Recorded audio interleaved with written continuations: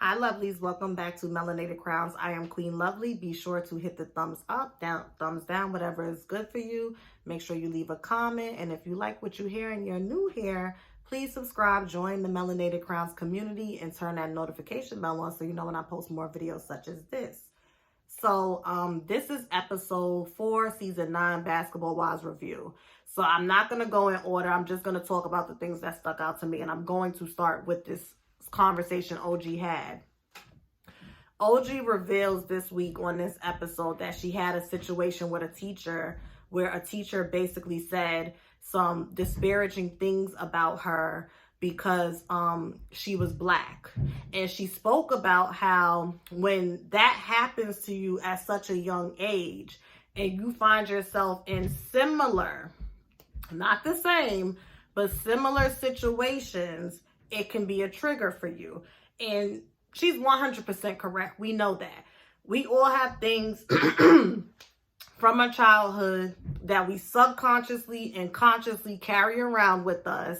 And when we see familiar, aspects of those traumatic situations, it can trigger us, okay?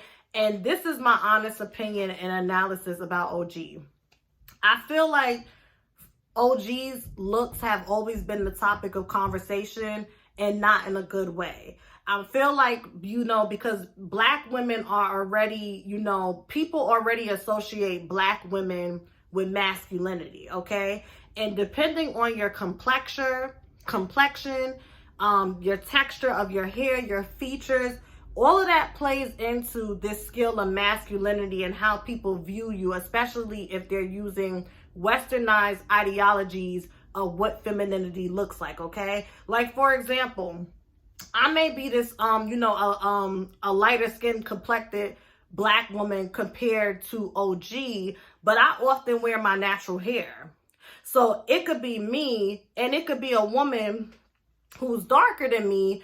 And because she's wearing weaves and lace fronts and whatnot, she may be considered more feminine than me, okay? So it's like a spectrum and it's like situation to situation, okay? And I feel like with OG, because OG is a dark-skinned Black woman, she already had the deck of cards stacked against her by society standards because she was already viewed as masculine. And it's very possible that constantly hearing, you rough, you tough, you masculine, or you look rough, you look tough, you ugly, you this, you that. OG had one of two choices. Either really, really settle into that and have it prevent her from having the confidence to pursue what she wants, or take it and use it to her advantage. And I feel like she took it and said, oh, I'm rough, I'm tough, I'm this, I'm that, okay. And she became a professional football player, right? Her first episode on Basketball Wives in season 7, she was in her confessional saying, I'm the toughest, meanest bitch right out on the field. These bitches don't want it with me. Not being mean or nothing. It's a sport. You're supposed to talk shit. And she's an athlete and she's good at what she does. Like, it is what it is. She's good at what she does. She's confident. And rewatching season 7, because I've been rewatching it, and then watching the episode that came on Tuesday, I'm like, it's very possible that her coping mechanism and her defense mechanism of people bullying her about her features, about her heritage, about things that she can't help was, I'm going to turn my pain into power. But here's the thing. If there's no healing in between that, then it leaves room for situations, and I'm going to get into this in a minute, to happen. Because I don't know if OG's been to therapy. I don't know if she has spiritual advisors. I don't know if she has life coaches. But she herself even said in the confessional that when you have something like that happen to you at a young age, where a teacher tells you you ain't gonna be ish because you Black, talks about your looks, you carry that around with you. And even though she said it made me prouder to be Nigerian, it made me prouder to be a Black woman, you broke down and cried because it's still a sore spot for you, which is okay. I always say, I don't think in certain situations there's a such thing as moving on. Sometimes you just move forward and you carry it with you, but you acquire tools, you acquire wisdom, you acquire resources to help you deal with it and cope with it so it doesn't negatively affect you. And I feel like the tools that she acquired was her interest in a sport where she's expected to be masculine. She's expected to be rough. She's expected to be tough. So she's not going to be picked on there because that's what's expected of her.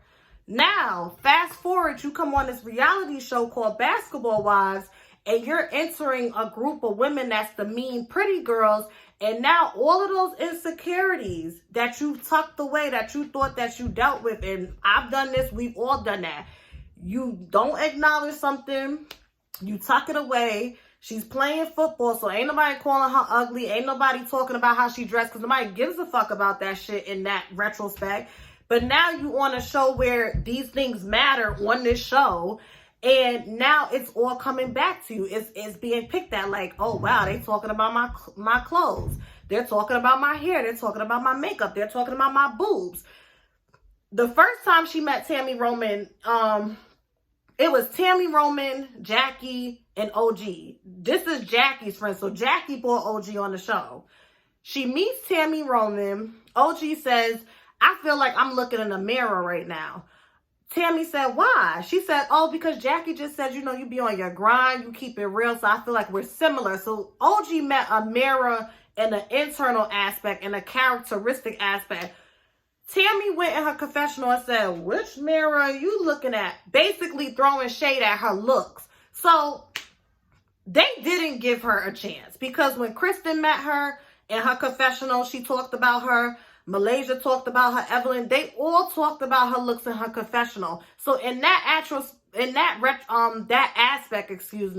they did not give her a chance. They didn't. But that's because you in a shallow group of women whose claim to fame in their 40s is a reality show. OG has 2 degrees. She's a professional athlete, and I'm sure she got other things going on that's good. And now you're entering a group of women where all they can show for is their Range Rover, their red bottoms, their purses, their makeup, their hair. That's their claim to fame. That whole Instagram reality TV, thing, that's their job.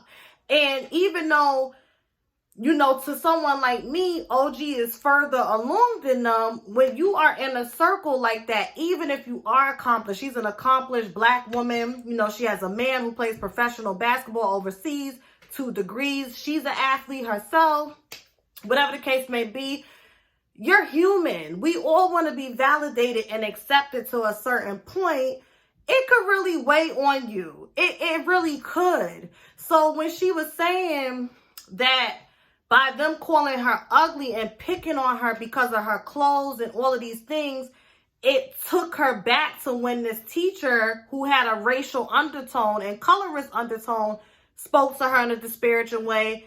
I was able to understand where she was coming from. This is a reality show. So we're getting these things in bits and pieces. Had she said this from last year when she was on the reunion, okay, but you're just now saying it. And I just wanted, I'm not rushing her because her process is her process, but people need to understand, because some people just getting real frustrated.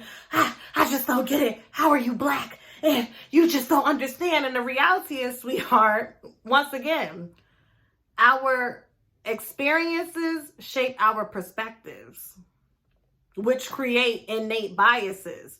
So I don't have too many experiences with colorism.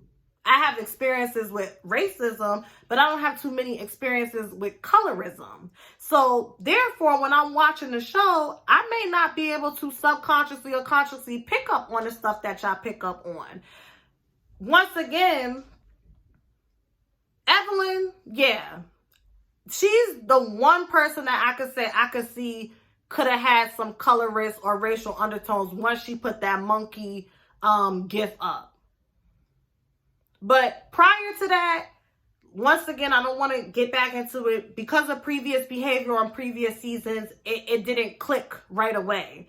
And with Malaysia and Kristen, I just think it was a matter of personalities clashing and not mixing. Because let's just be really honest, okay, with women like that. If you don't look the part, we will entertain you, but if your attitude is off-putting, then we're washing our hands. Lamar Odom's mother's children, she's not, dressed to the nines and, in shape and fit and whatnot. She's like your regular, round-the-way, everyday woman like me.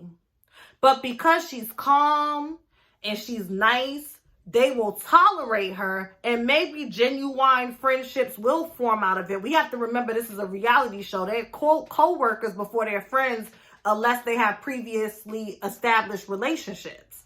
So I feel like with OG, you have to be willing to look at yourself. And OG is an Aquarius. Y'all know I'm into astrology and all that spiritual stuff. Aquarians are fixed signs, and depending how other aspects in their birth chart is, aspected, it could make for someone who is just very tunnel vision and stubborn on seeing things their way. And you see how they're trying to set it up for how her and Jen, because when the first episode came out, her and Jen was going back and forth on Twitter. So now we're seeing where those two may have, a point of contention and go separate ways. Because Jennifer is like, it just appears to be that OG only wants to see things her way, and she's not willing to see things from other people's perspectives, and Jackie as well. And they seem to be getting a little testy with OG, and that's why I'm saying, for the show's sake, I get it. Y'all gonna talk about it. Your cast members you feel like they was being colorist to you, whatever the case may be. But outside of this show, I really hope that OG goes to therapy, gets a life coach, spiritual advisor, whichever one works for her. Because, mama, you can't carry that trauma and that chip on your shoulder forever. The reality of the situation is, I'll never forget when I went to college. On my first day of undergrad, my English teacher, shout out to Professor Blum of Canisius College, he said, I'm going to tell y'all something right now. Everybody has a sad story and nobody gives a fuck. Nobody gives a fuck. Everybody got a violent story. Everybody got a sad story. But when you go out into the real world, nobody gives a fuck, and it's the truth. Nobody gives a fuck. If you come into work being nasty and being rude and being a bitch and being short and being dismissive, ain't nobody gonna take into account, oh, when she was 10, her mom died. Ain't nobody thinking about that. They are thinking about, is this person a good fit for this company? Is this person a good fit for this work environment? This person's attitude, ashe, and ambiance, like the way they carry themselves, their aura, is bringing down the ambiance of this office. So yeah, you walking around with some childhood issues, but you're going to have to sort that out, and we're going to have to fire you. That's what happens in the real world. And I keep telling y'all sit on social media in these echo chambers where people are basically mimicking your trauma, your pain. But where are the solutions? Where are the solutions? Because after a certain age, being a bitch and not being able to effectively express yourself and communicate and process your emotions, that shit gets old and tired real quick. It gets old and tired real quick. Now, what I will say from rewatching season 7, when OG was sitting with Tammy and Jackie, she was all smiles and very sweet. She really was. OG does have a capacity to be very nice and soft and sweet and delicate. And I will say, when she had her pool party and, okay, somebody was calling, so I will say, when she had her pool party that Jackie threw for her and her and Kristen got into it, it did set off a constant domino effect of her and Kristen arguing, her and Malaysia arguing, her and Kristen arguing, her and Malaysia arguing. And yes, in some cases from watching the show, OG could have took a different approach with communicating. But if there were certain things going on that we did not see, that she keeps saying, then, because she said, we'll see when she attacks, but we won't see when they attack, then, it just is what it is. But I just honestly feel like when it comes to OG, you carrying around trauma from your childhood, and you need to check that. It don't even got shit to do with this show. This show is going to come and go. You still going to be here if God wills it. So do it for your sanity. Because another thing is, it's kind of like, I don't want to talk about this, and I don't want to do this, and I don't know if Kristen is genuine. And it's like, it's cool. It's your pain, it's your trauma, it's your boundaries. But figure out what you need to do to make sure that you good and you happy. Because the last thing that you want it to be is a situation where you start playing this tit for tat game, but you still sitting there being miserable. And that's like the number one thing you learn in therapy. Your healing and forgiving is not for the person, it's for you. Because 9 out of 10 times when people hurt you, especially when they're not even aware that their actions is impacting you that way, their intentions is not lined up with their impact, they're gonna keep going. They're gonna go on to live their life and not give a fuck. And you the one that's gonna be tossing and turning at night, replaying your trauma while they off living their life. And that's not fair to you, OG. So yeah, that's basically what I thought about that conversation. Another thing that I found interesting when I was just thinking about it, like, you know how people can just treat people a certain way because, you know, they don't look and they don't fit in. I remember on Mob Wives season 2, when Big Ange came on the scene, and a lot of people clowned her. A lot of people was asking, was she born a man? All types of stuff. You know, this was back in the early, like 2013, actually, to be exact, because I remember that was like around the time Blue Ivy was born when season 2 premiered. Don't ask me why, but that's just how I compartmentalize certain things in my head. But, yeah.